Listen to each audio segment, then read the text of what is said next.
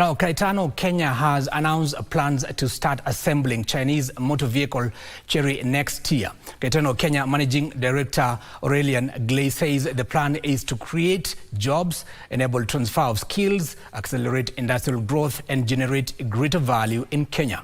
Glay made the remarks during the launch of 3 Chery Sports Utility Vehicles in the Kenyan market.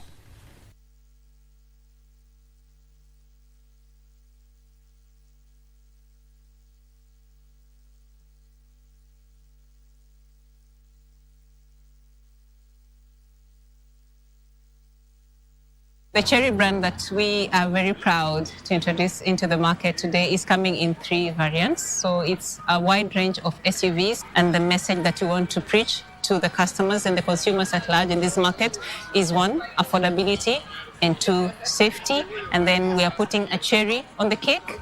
It comes with an extensive warranty package of 7 years, which is very unique in this market.